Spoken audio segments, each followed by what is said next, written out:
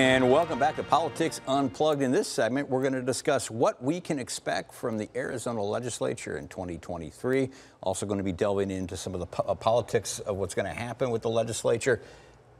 And we're going to be taking a look at ballot initiatives. So we've got a lot of ground here to cover. I want to start with you, Marcus, as a student of the legislature, as you've been down there. Is this going to be a functional legislature in 2024 or dysfunctional one, considering we have divided government and it is an election year, so a lot of funny things can play out down there. Now, Dennis, this is interesting because I'm often the doubter that we're all going to get along and get out of there quickly. Don't disappoint me. But I am optimistic this year, and I'll tell you why. I think that we've certainly been hearing about the budget deficit. I think it's going to get better by the time we get into legislature. And the closer you get to zero on a budget deficit or a surplus, the less fighting there is to do because there's less spending or less cutting to do. So I think we're certainly going to be faster than last year. We know that for a fact because we pushed it all the way up until the limit.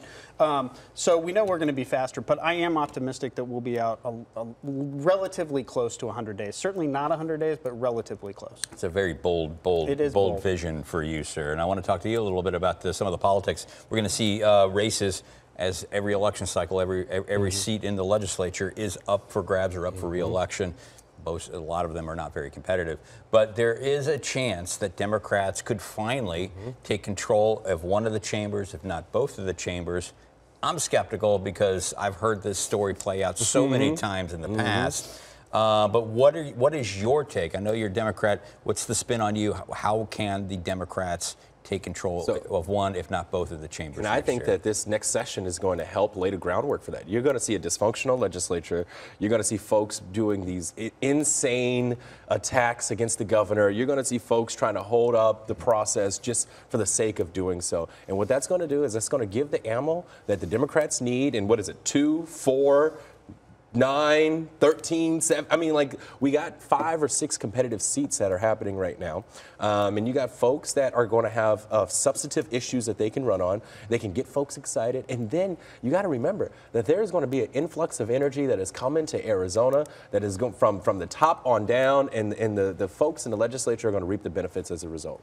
And I think, you know, the number one thing they want to do is get out so they can fundraise. Because if you remember, they can't actually fundraise while they're in session. So I think that that's an adding motivating factor. But I agree with the presidential election going on, with the Senate race going on, all the activity that's going to come to Arizona. I think that's another reason they're going to want to get out of session so they can participate in those events and crisscross the street to camp. And how do you think it all plays out? Again, as the scholar of the legislature, the resident scholar of the legislature here at this desk. Democrats, do they take control of one of the chambers, if not both of them this year? I'm a little pessimistic. And again, because I've heard this story before, number one. Number two is, you know, you've really got to look at who's on the top of the ticket when you look at these legislative races. They're down ticket. Most people aren't paying attention to them. Does Biden motivate voters to turn out? And my answer right now is no. Number one. And number two is I think that the border crisis is going to become a massive issue moving into the general election. And I think that that's going to trail down ticket to some of these legislative races. Well, another massive issue next year in 2024 is going to be abortion. There is a movement right now to get to the ballot expand abortion access. It's likely going to get to the ballot. I don't see any problems there.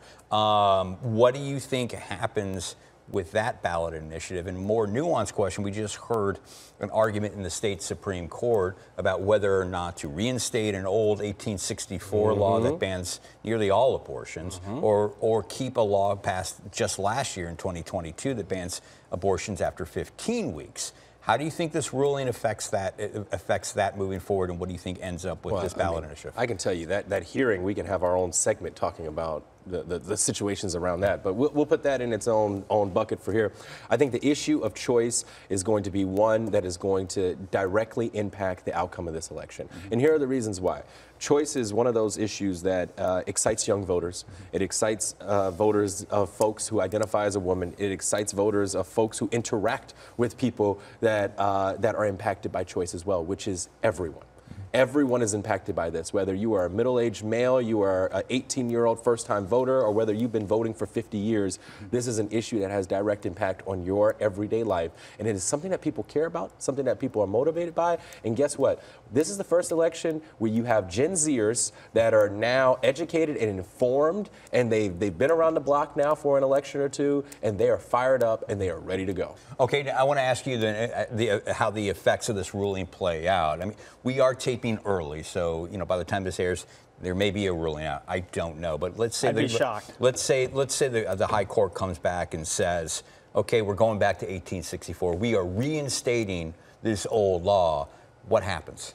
Well, it certainly motivates the ballot initiative. Sure. So, don't worry about getting signatures at that point because they're going to make the ballot. And I think it energizes their campaign and gives them something to talk about. If you remember, there's no exceptions in that one for incest, for rape. I can't remember what. There is one exception, and I apologize. When the life of the mother's when the life of the mother's at stake. So I think that'll be the talking point of that campaign. And, I think it certainly gives them a boost in the arm, if you will. Yeah, and polls do show overwhelmingly that people want access to legal abortion, but the question, the polling numbers change depending on how the question is asked. If the court says we want to keep the 15-week ban, considering that about 93% of all abortions in Arizona happen before the 16th week, 15th, 16th week, would that take some of the wind out of the sails in this ballot initiative? I think it does not. And let me tell you the reasons why, right? Because what happens is folks are having their constitutional freedoms of choice restricted. And this becomes more than just a discussion around your own personal agency. It becomes an issue of democracy at this point. And I think regardless of the ruling here that comes out of the high courts, if they go back to an 1860 law, you can guarantee that Governor Hobbs is going to have the legislative majority that she needs to lead this state. And you best believe that some of these competitive seats are not going to be competitive anymore. All right, we're going to have to wrap up on this segment. We're already in overtime there, Marcus. I'm sure we'll keep you back, have you back for one more segment, because still ahead here on Politics Unplugged, we're bringing up next year's headlines right now. Our panel makes their bold predictions for 2024 when we return.